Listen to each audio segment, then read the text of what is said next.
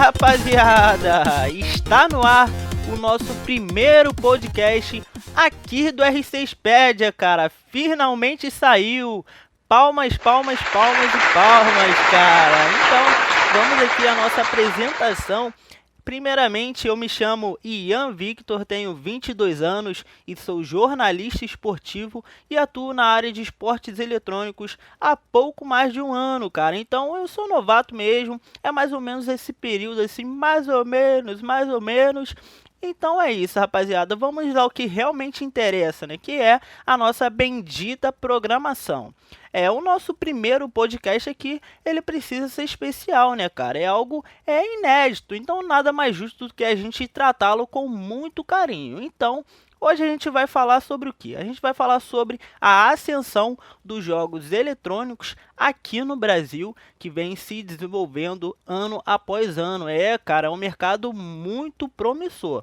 E para nos ajudar a entender um pouco mais sobre a história dos jogos eletrônicos em geral e também no Brasil, e falar com muita propriedade desta evolução, eu tive o prazer de convidar 4 convidados muito especiais que atuam diretamente nesta nova área de mercado, cara. Então, só para ressaltar aqui também, o nosso podcast hoje, ele vai ter 4 blocos. Então, sim, eu farei mistério sobre os nossos amigos aqui da mesa. Mas calma lá, que ao longo da nossa programação eu irei apresentar cada um, mas eu prometo a vocês que será bem divertido e interessante. Então, pega o seu suquinho, sua água, sua pipoca, o seu lanchinho e vem comigo. Então, produção, eu já posso lançar a braba para os nossos ouvintes. Posso, né? Posso. A produção já está aqui no meu ouvido, pinicando, falando que eu já posso lançar. Então, vamos, sem enrolação, vamos ao que realmente interessa. O nosso primeiro convidado aqui é uma pessoa muito querida, é uma das personalidades mais influentes nos esportes eletrônicos, cara. O principal que vocês querem saber, estão se perguntando, cara, quem é Ian? O que ele faz? Então, cara, vamos lá. Ele nada mais, nada menos que é o CEO da Fúria Esportes, cara. Olha a responsa. Uma das maiores organizações aqui no Brasil e também no mundo, que se tornou grande referência no competitivo de Counter-Strike. Então, sem enrolação, chega pra cá, Jaime Pádua. Tudo bem, cara? Seja muito bem-vindo e obrigado pela sua participação. Fala, Ian, tudo bem? Muito prazer, parabéns pelo podcast. Estou muito feliz de estar aqui compartilhando conhecimento com vocês e com os ouvintes do podcast. É isso aí, Jaime. Tudo bem, tudo tranquilo. Gostaria novamente de agradecer a sua participação aqui no nosso podcast. Então, galera, para a gente começar esse nosso papo, primeiramente, queria dar boas-vindas também aos nossos ouvintes, a galera que está nos ouvindo em casa. E é isso aí, vamos que vamos.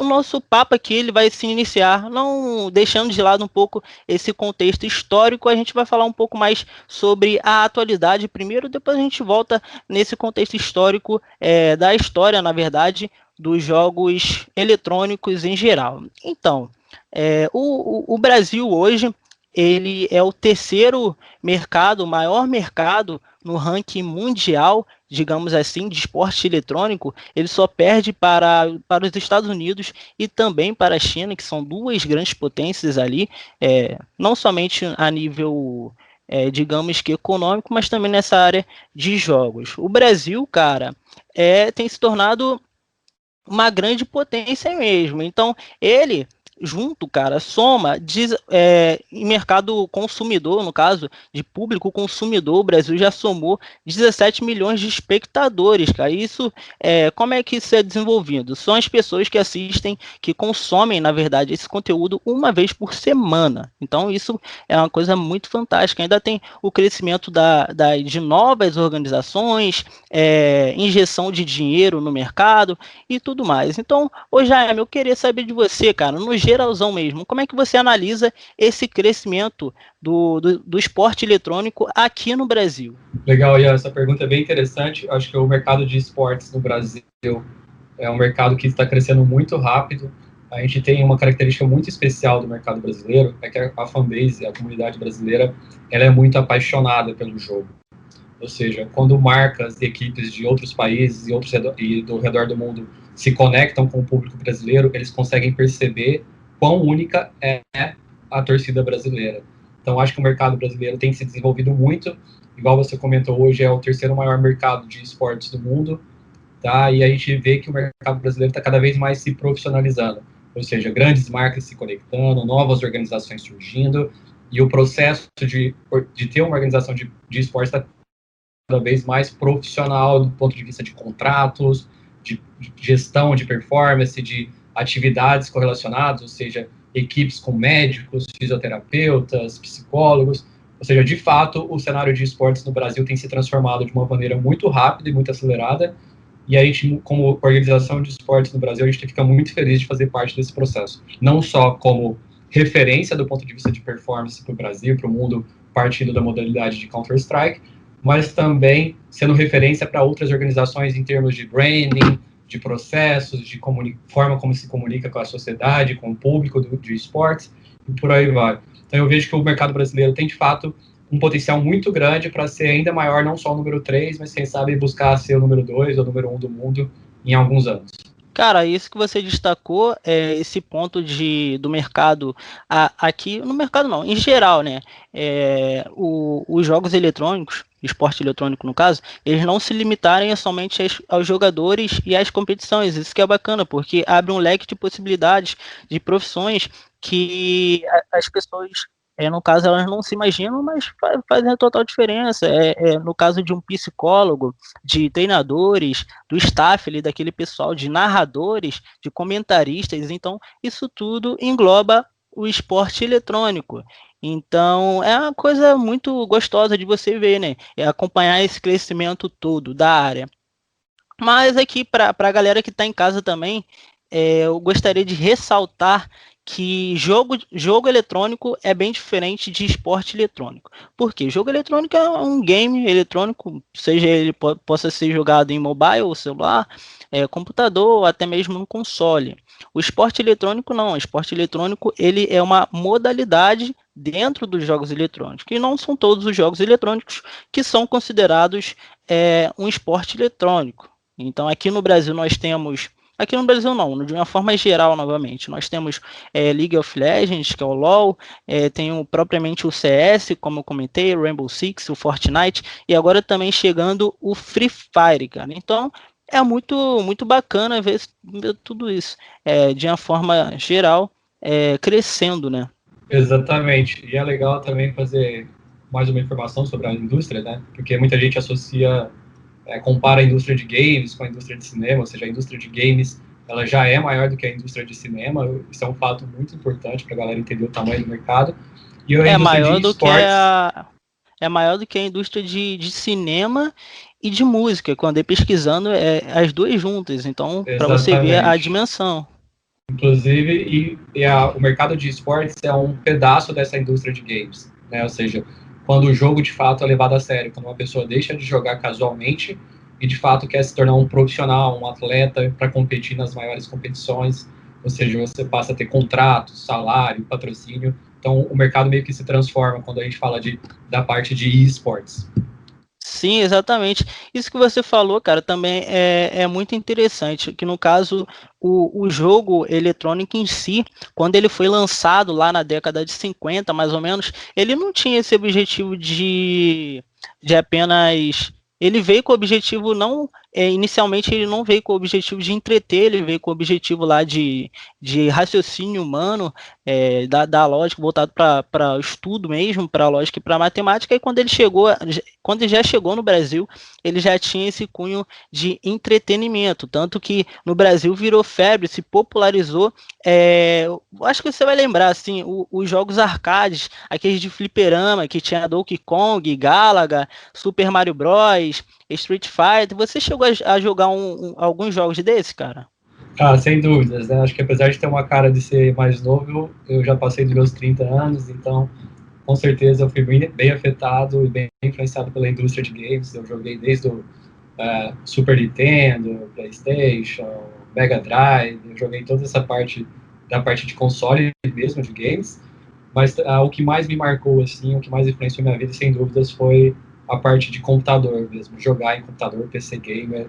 Sempre fui um apaixonado por jogo, sempre gostei de jogar, e depois que a indústria começou a se transformar de fato em esporte, sempre gostei de acompanhar e viver de fato o que é esse mercado hoje, que é tão apaixonante e que cresce tanto, não só no Brasil, mas ao redor do mundo. Não, com toda certeza. Cara, uma coisa que me intriga bastante, que intrigou os players e de modo geral também, foi que ano passado foi levantada a bandeira da regulamentação dessa nova profissão, né, aqui no Brasil, e ainda não é regulamentada, ainda está no Congresso, é uma coisa que tem que ser batida. O Congresso vetou justamente por conta de cair em cima de jogos eletrônicos, eles alegam isso, mas a gente está aí lutando para que isso seja aprovado o mais rápido possível, e essa área dos jogos eletrônicos já se provou que é uma área muito promissora, seja regulamentada de fato. Mas, enfim, agora a gente vai passando para a parte também de profissionalização. Eu quero que você conte um pouquinho mais sobre a história da Fúria, que a Fúria é uma organização, digamos que nova, que ela explodiu muito rápido. Ela nasceu ali em 2017, você com os outros 2 sócios e tudo mais. Como é que foi esse processo de profissionalização da sua organização, cara?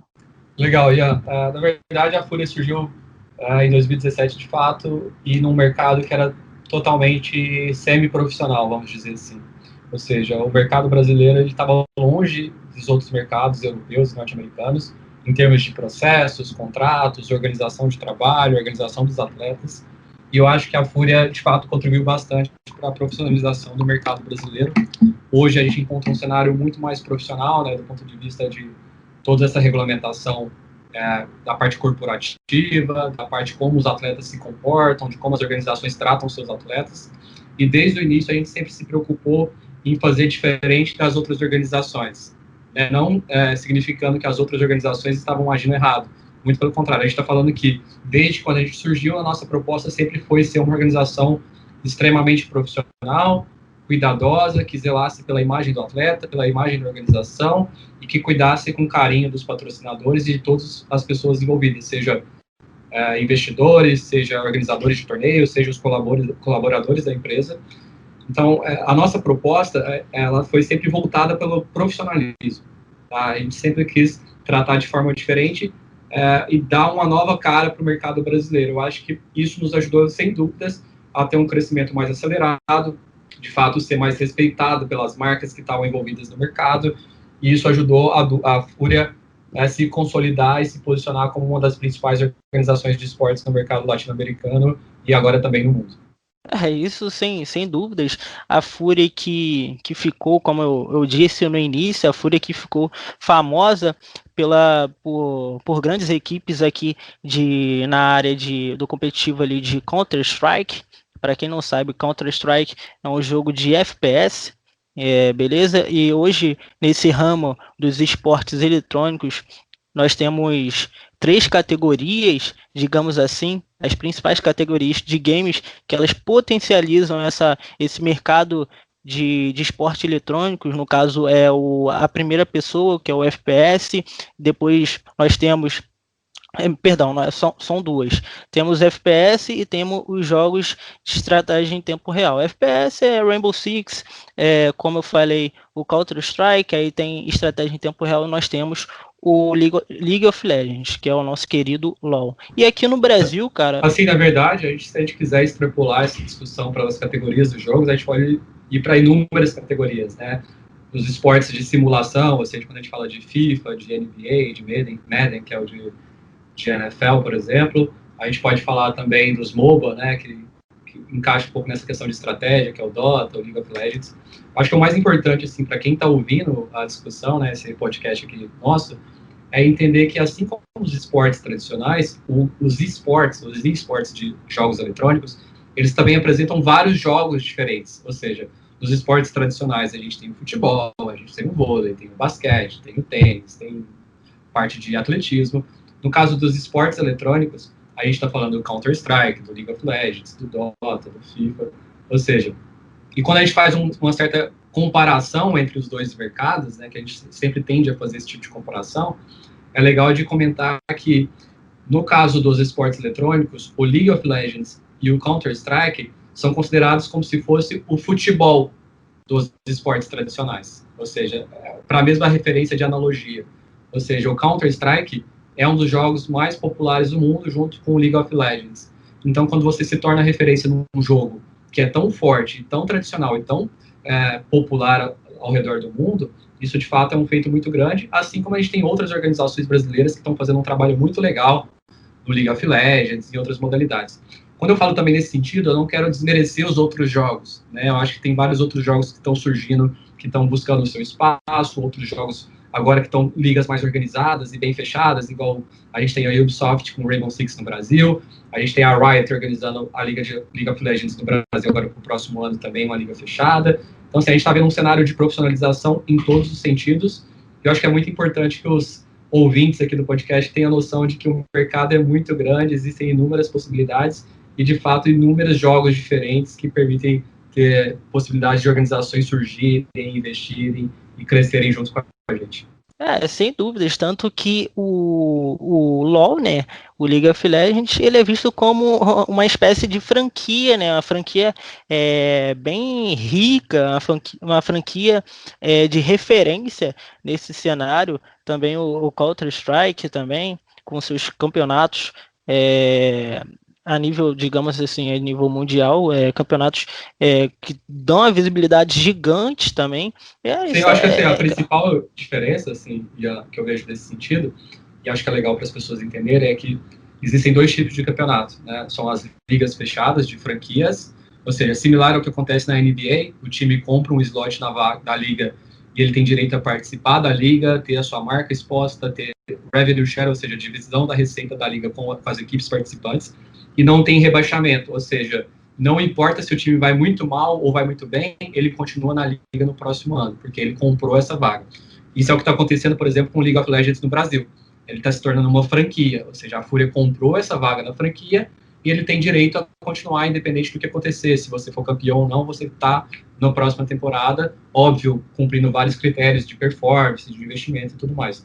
Já existem outras modalidades que se assemelham, por exemplo, ao Campeonato Brasileiro de Futebol. Ou seja, é um mercado aberto, nada impede de um clube montar a sua equipe de futebol, jogar a Série B, a Série C, a Série B e chegar na Série A. Ou seja, quando a liga é aberta, você tem essa possibilidade de ascensão. No caso do Counter-Strike, a gente apresenta um mercado de ascensão, ou seja, foi possível a Fúria sair do Brasil, ganhar títulos do Brasil, ir para os Estados Unidos, jogar a Série C, a Série B, a Série A e se destacar e começar a participar dos grandes campeonatos. A gente brinca que é como se fosse o Corinthians ou uma equipe brasileira ser campeã brasileira e, de repente, começar a jogar os campeonatos internacionais e participar da Champions League. Ou seja, quando a gente fala de um campeonato, de um circuito aberto, igual a Counter-Strike, parece até estranho falar, né? Pô, como que o Corinthians vai sair do Brasil e vai jogar a Champions League? Mas como o mercado é muito global no cenário de esportes, nas ligas que são abertas a gente consegue fazer essa transição. Então, acho que essa diferenciação entre as ligas fechadas de franquias, por exemplo, da Ubisoft, da Riot, pro League of Legends, e também da diferença com as ligas abertas, no caso da Valve pro Dota, pro Counter-Strike. Cara, é incrível você pensar a dimensão que isso tudo se tornou, porque para quem realmente tá de fora, parece que a pessoa não tem realmente a dimensão, né? Mas para quem tá de dentro, cara, assim como eu e você, é uma coisa realmente um feito fantástico. E o que eu vou comentar aqui é uma coisa que aconteceu ano passado e que foi histórico, quando a Fúria, né, ela fechou com a Nike, com uma empresa, pô, totalmente renomada aí, de fornecedora de material esportivo aí do esporte em geral. Pô, cara, isso é uma coisa surreal, né? Eu gostaria que você contasse um pouquinho pra gente como é que você vê a ação dessas grandes marcas no cenário brasileiro de esporte. Teve, além da Fúria, fechando com a Nike, também nós tivemos a Coca-Cola, uma empresa muito grande, fechando com a Pen Game. Então isso tudo é sensacional, né, cara? Exatamente, eu acho que o mercado de marcas, assim, de patrocinadores, tem percebido que o esportes é o futuro. Ou seja, se ela quer se plugar com esse público mais jovem, que não é do esporte tradicional, ou seja, essa galera que não acompanha futebol, mas acompanha Counter-Strike, acompanha Free Fire, acompanha League of Legends, eles precisam, de fato, se plugar com o esportes. Então, a gente fica muito feliz, assim, de fato, de poder se colocar como a primeira organização de esportes do mundo a ser diretamente patrocinada pela Nike. E eu acho que é um reconhecimento muito grande ter uma marca igual a Nike apoiando o cenário de esportes, apoiando a Fúria, apoiando o mercado brasileiro. E algo que foi muito, como se diz, promissor, assim, do ponto de vista de ser referência para outros mercados. Eu acho que é muito legal. A própria Pen Game com a Coca-Cola também foi um exemplo muito legal. E a gente tem vários outros exemplos de marcas tradicionais deixando de investir ou reduzindo o budget de esportes tradicionais e começando a se plugar com esportes eletrônicos. Né? Então, acho que é um processo de mainstreaming, que a gente chama, ou seja, vai chegar na sua casa, por exemplo, você vai chegar na segunda noite, em vez de passar a novela ou passar o futebol na quarta-feira, você vai ver um jogo de Counter-Strike, um jogo de Free Fire, um jogo de League of Legends. Então, acho que esse processo natural de mainstreaming está acontecendo e vai ser cada vez mais natural o esportes estar presente na vida das pessoas. Eu acho que isso é muito fantástico. E partindo desse princípio, também é muito natural que as grandes marcas estejam plugadas com essas organizações de esportes, com esses torneios. E eu acho que vai ser uma grande mudança de paradigma para a sociedade como um todo.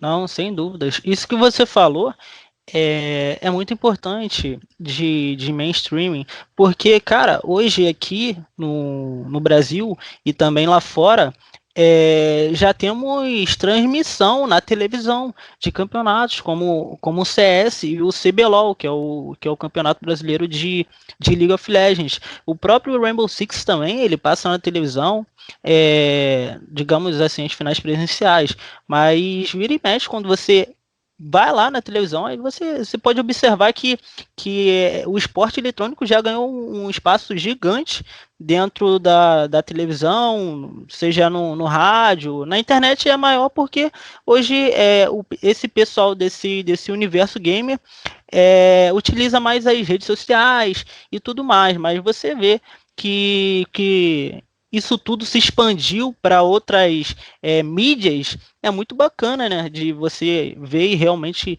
que você vê e notar que a coisa está dando certo. Exatamente. Eu acho que é esse processo de fato de mainstreaming, né? De você cada vez estar mais exposto a esportes. A gente já vê esse plug da ESPN, da Sport TV na TV fechada no Brasil. Ou seja, às vezes é natural você assistir um jogo da Fúria na Sport TV, às vezes a ESPN ou um outro canal transmite League of Legends. Eu acho que cada vez mais a gente vai estar exposto a isso na internet, mas também nos meios tradicionais de mídia, na televisão e tudo mais.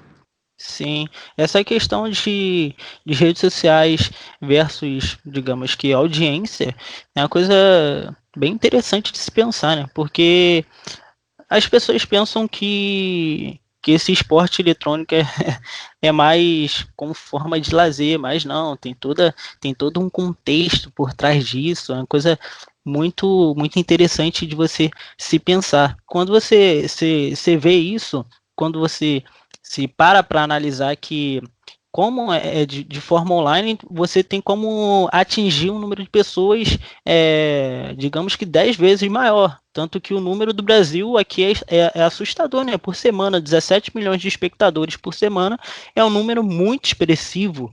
E quando você pega aí finais de campeonato, pô, só é muito mais que isso. O público chega até a dobrar, cara. Então, isso tudo é muito interessante. Você vê que realmente, de fato, está dando certo.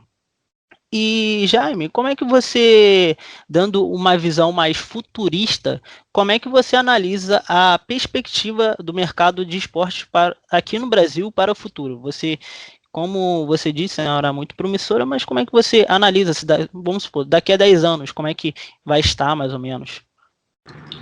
Legal, Ian. Seguinte, quando a Fúria veio, só para criar um contexto, né? Quando a Fúria veio para os Estados Unidos, era inevitável para uma organização de esporte que queria crescer internacionalmente está fora do Brasil, porque o Brasil ele não dava condições de uma organização crescer e brigar de igual para igual contra as organizações da Europa, dos Estados Unidos, da Ásia e tudo mais.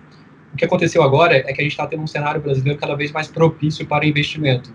E isso acontece não só pela forte fanbase que a gente tem, que é uma fanbase muito apaixonada e muito engajada com os jogos, mas também com o apoio das novas publishers, né? Ou seja, a gente vê a Ubisoft investindo bastante no Rainbow Six no Brasil, a gente vê a Riot agora fechando uma liga e fazendo uma liga fechada de franquias com participações de equipes brasileiras, ou seja, um circuito que vai ser muito mais profissional e que vai permitir desenvolver mais talentos e desenvolvimento do cenário local.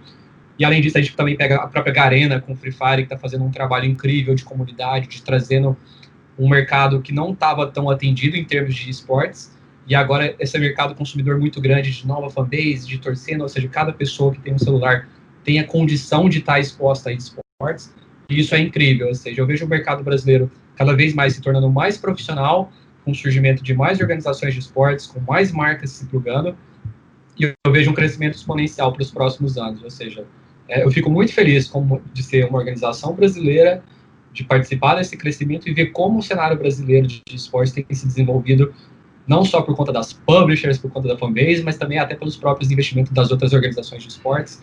Eu acho que o futuro é muito promissor para o mercado brasileiro. Se você parar para analisar, cara, tipo, essa área do esporte eletrônico em si, ela, digamos que é antiga, mas ao mesmo tempo nova. Ela é antiga porque ela veio se consolidando de fato há pouco tempo, então ela se torna nova, meio que forma um paradoxo. Se você parar para analisar, aqui no Brasil nós temos a própria Fúria, nós temos a Black Dragons, nós temos a T1, nós temos a NTZ, nós temos a PEN, nós temos a Pro Game, a Vivo KD, a Red Kennedy, então aqui tem a Kabum também, então olha o quanto de organizações que eu citei aí, e cara, vira e mexe não, todo segundo é criada uma organização, lógico que nem sempre ela nem sempre não, digamos que a organização, esse ramo, ele se divide em dois aspectos. Profissional é sempre profissional, lógico que se você não criar uma organização hoje, ela não vai ser uma organização, digamos que igual a Fúria ou outra igual às outras dessas que eu citei, mas pô, tem a perspectiva de crescimento, é igual a LOD. A LOD que recentemente pegou a vaga lá no CBLOL da franquia e tá crescendo, estourou aí no Free Fire e só tem a crescer, cara. Realmente, eu acho que a LOD é um grande exemplo assim, de organização de esportes que está crescendo muito no Brasil, e eu acho que eles fazem um trabalho muito legal do ponto de vista de conteúdo, de criação de vídeos no YouTube e tudo mais, e eles já têm um histórico de resultado no Free Fire que também chama a atenção. A gente, como organização de esportes de outras áreas, né, de Counter-Strike, de outros jogos, a gente fica muito feliz de ver a Loud investindo e também entrando em outras modalidades. Para a gente, acho que o mercado tende a crescer quando cada vez mais organizações entram, quando existe mais investimento e quando existe mais público acompanhando.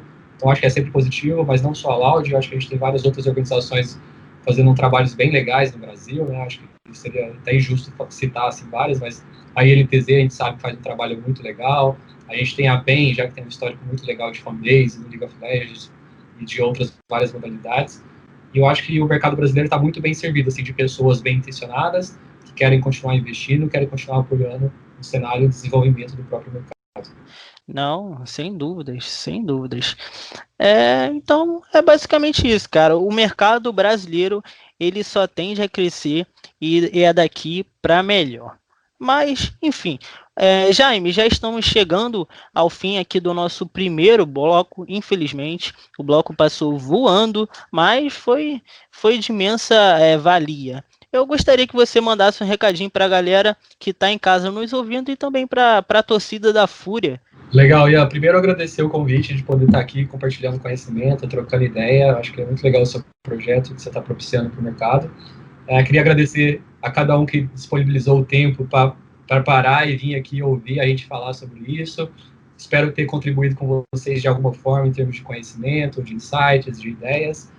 E eu fico muito feliz de estar aqui com vocês.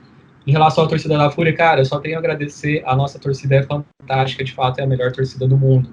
Ou seja, sempre que a gente pensou no Projeto Fúria, a gente sempre quis fazer algo de fã para fã, e a gente fica muito feliz de contar a nossa história sendo escrita junto com os fãs brasileiros e junto com os fãs da Fúria. Então, assim, só gratidão, só alegria, só felicidade.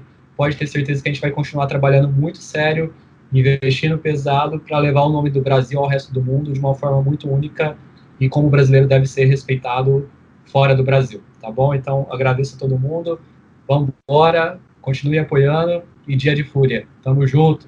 É isso aí, galerinha. Recadinho do Jaime para a galera da Fúria e também para vocês, queridos ouvintes, que estão sintonizados aí no nosso podcast, nosso primeiro episódio aqui no YouTube. Então, antes de dar um recadinho para vocês que estão nos ouvindo em casa, eu gostaria de agradecer a sua participação, Jaime, por ter topado aqui em vir em nosso primeiro podcast aqui. Foi de extrema importância para mim, tanto para as pessoas que estão nos ouvindo em casa. Cara, foi um papo muito produtivo que eu vou levar para o resto da minha vida. Então é isso aí, Jaime, muito obrigado. E a galera que está em casa aí nos ouvindo, não sai do nosso podcast não, porque ainda nós teremos mais 3 bloquinhos, certo? Então agora a gente vai para um rápido intervalo e eu volto em instantes.